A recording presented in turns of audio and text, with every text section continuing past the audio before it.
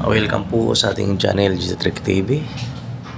Ito po ay ang aming bagong gawa na jealousy window using heavy duty Jello Plus frame at tinted blue glass 1/4.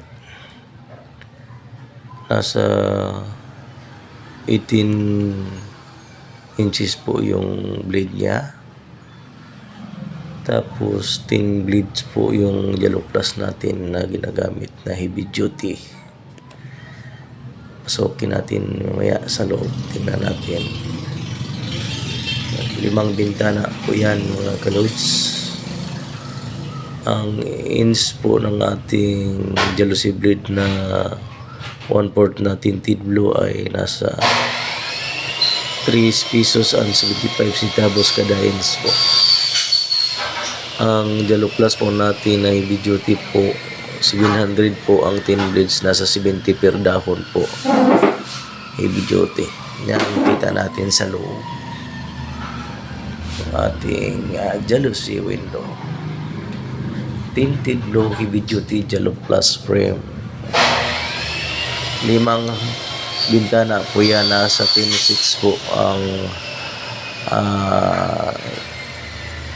Jello Plus frame po, nasa 10 seats. Every window po, 2 seats po ang ginagamit natin.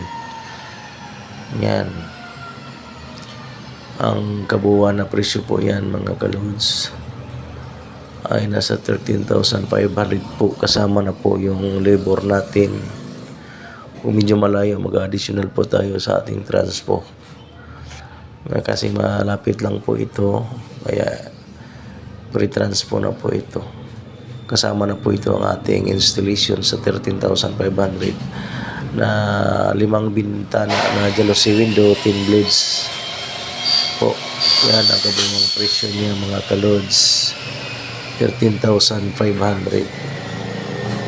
May 5 jealousy window ka na 10 blades na 10 set na jealousy. Maraming salamat mga kalod sa pagsubaybay nyo sa ating channel, G-Trick TV. Kung mayroon kayong mga ibang mga katanungan dyan, huwag lang kayo matubili, mag-comment sa comment section. At katanungan sa about glass and aluminum installation po, mga door, sliding window at iba pa related po sa glass and aluminum works. Kung hindi pa nakasubscribe, pwede suyo ng i-click ng bell button para ma-update ko kayo palagi sa ating mga presyuhan ng mga glass and aluminum works at mga tutorial.